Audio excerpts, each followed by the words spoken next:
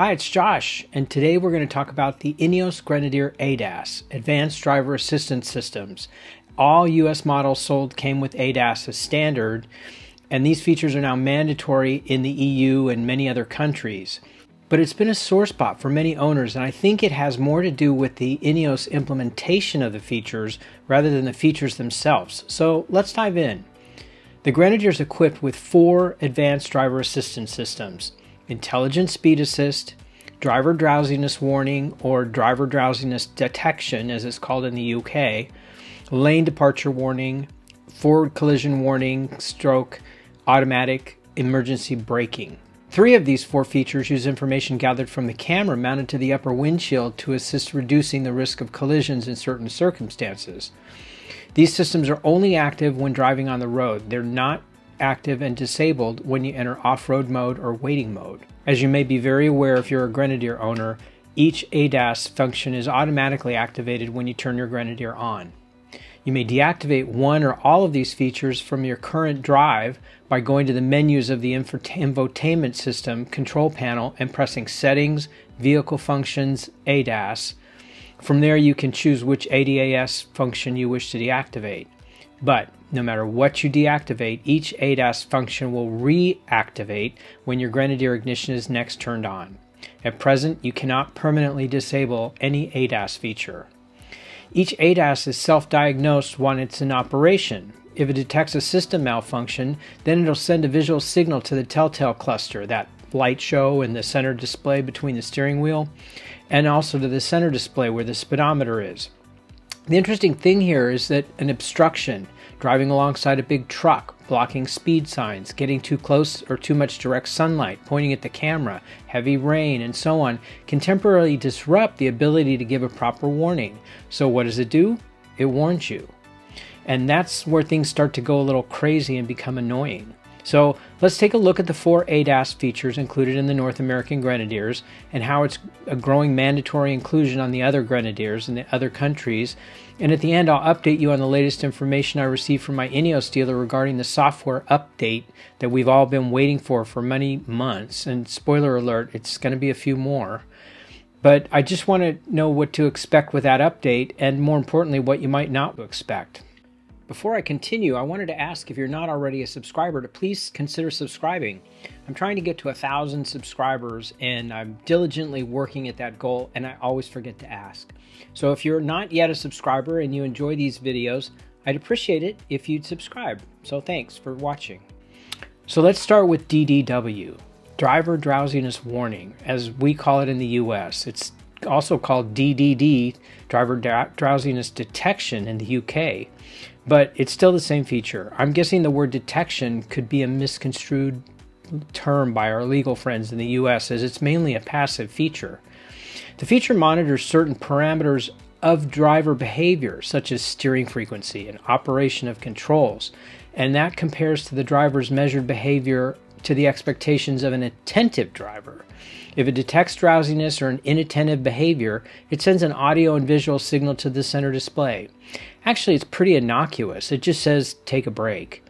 I've gotten this once on a longer drive, and I think it had more to do with the amount of time that I was behind the wheel without a brake, and not to inattentive behavior, or at least I think so. Driver Drowsiness Warning does not operate at lower speeds. It initializes at 43 miles per hour or 70 kilometers per hour, and then it operates normally between speeds of 40 to 81 miles per hour, which is 65 to 130 kilometers per hour. The feature can be disabled, but frankly, you rarely see it unless you make routine long drives. And if you turn it off, then you'll actually be warned more that it's not active. Next, we have LDW, Lane Departure Warning. Lane Departure Warning uses the front camera to detect lane markings. It sends an audio and a visual signal when it detects that you allowed the outer edge of the tire to get within a few inches of the lane marking or road edge without signaling a lane change. When LDW is activated and on, lane markings can be seen just below the speed limit marker on the display, and they appear in gray. But once lane marking is detected, those lane icons turn green. If you veer into the next lane, the marking that's being approached turns orange on the display, and it will flash along with the tone.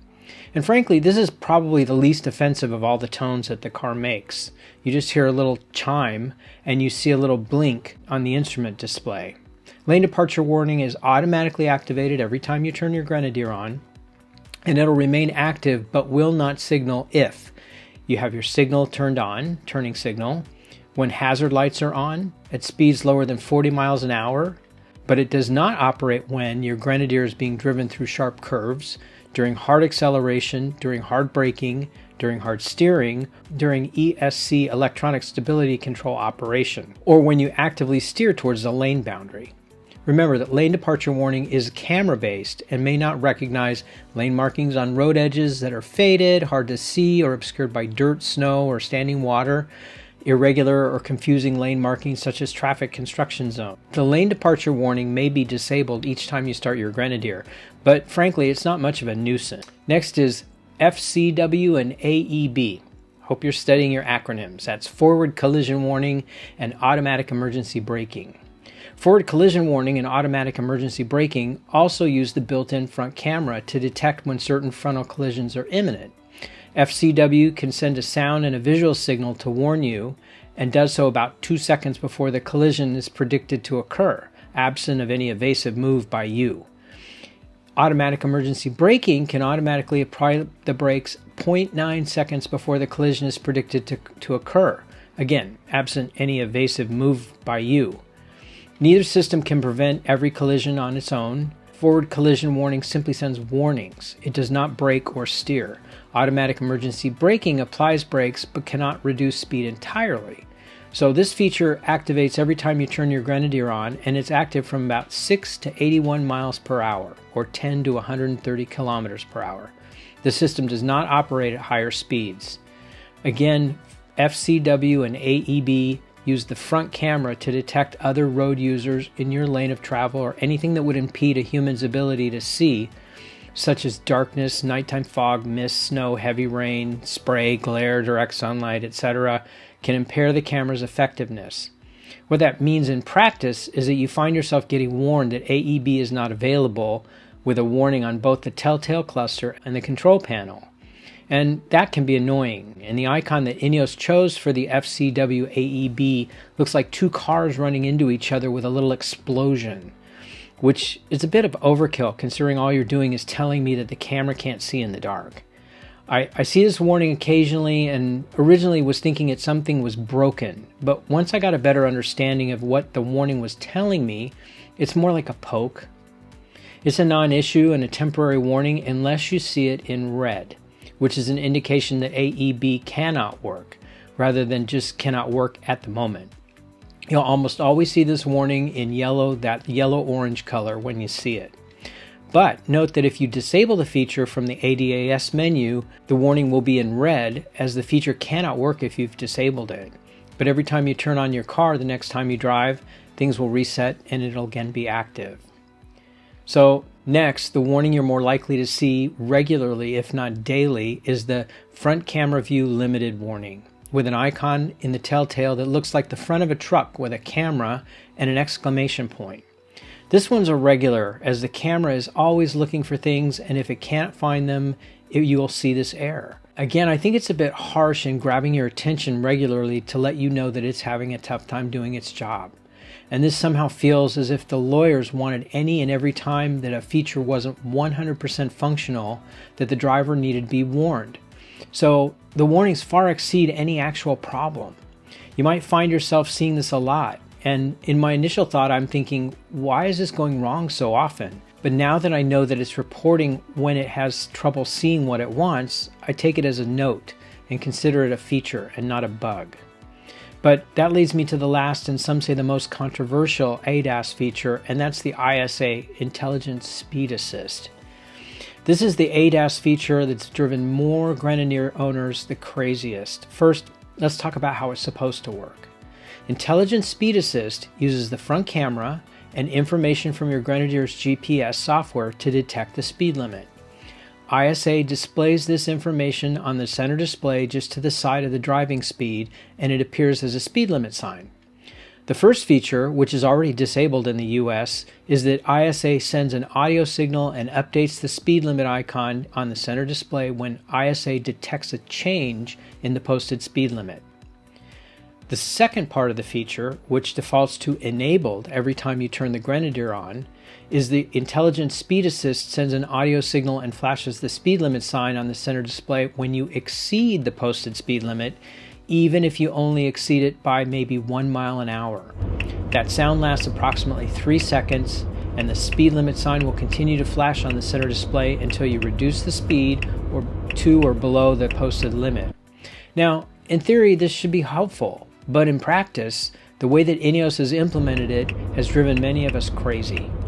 There is no peaceful drive to be enjoyed when you have constantly being ticked at for being slightly over the posted speed limit. And the posted versus GPS speed limits sometimes conflict, and the warnings are sent to you when you may be driving below the actual posted speed limit. So ISA maps are updatable. However, the latest update was in 2023 for the US market, which is likely the set that was installed with delivery of your Grenadier. I don't know how often these maps will be updated, but it appears that you can download and process this update on your own if new ISA maps become available. In the meantime, many interested Grenadier and Quartermaster customers have heard cries of frustrated owners that speed warning is a problem. And it's certainly a point of frustration. It should not stop you from buying a Grenadier if you want one. Many dealers, in trying to get ahead of this, pre-program the favorite button on the center control interface to take you directly to the ADAS menu where you can disable the overspeed warning limit. And that's really great. I use it every day. But it's a problem.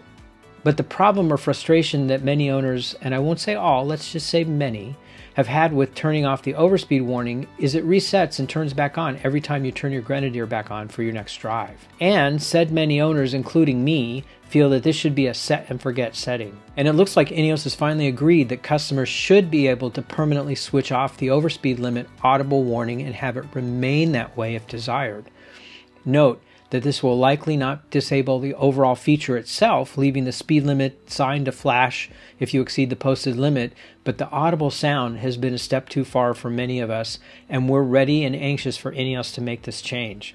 So there's been talk of a software update for the past several months to address this feature that most recently was set to arrive at INEOS North America for testing in July, with the intended launch to be the end of Q3, so September of this year. However, this has again been delayed until later this year as technical issues emerged with the rollout testing of the update. And my most recent conversation with the service manager at my dealer indicates that he hopes to have the update ready to install by end of year. In the meantime, my best advice is if you don't enjoy this feature is twofold. One, be sure that you have the favorite button set in your central control interface so that you can quickly find the ADAS setting to turn off the overspeed warning, as you'll need to do this each and every time you get into the car. And two, go into the audio settings and select low for the volume of the ADAS so that you'll minimize just how loud that ticking will be if you happen to leave the overspeed warning on. I did this and found my annoyance threshold went down a few notches, as the volume for these warnings is probably the biggest factor and why I find this so annoying. At the end of the day, ADAS, Advanced Driver Assistance, is just that, an assistant. With the exception of the forward collision warning, automatic emergency braking, the features are passive and mainly notifications for your safety. Going out of your lane, bing. Driving over the posted speed limit, tick tick. Getting drowsy, ding. But nothing critical won't happen should you get an alert that a feature is not available. You just end up getting a lot of notifications. And you'll likely also notice that almost as quickly as you get a warning that something isn't available, it clears and goes back off because all of a sudden the camera can see what it's looking for again. I must admit that I'm not used to a car being so proactive and letting me know that it doesn't think a feature is going to work. I originally interpreted these warnings as a fault. Now that I know more, I don't consider these warnings to be a potential fault, but perhaps that INEOS can work on their implementation of these admittedly helpful features. I'm sure that the liability-minded society plays a role in the vigilance of some warnings that something might not work. But as they work to refine the Grenadier, perhaps they can revisit the severity of the sounds and the warnings to better coincide with how serious what they're reporting really is. So thanks for watching, and I'll see you in the next video.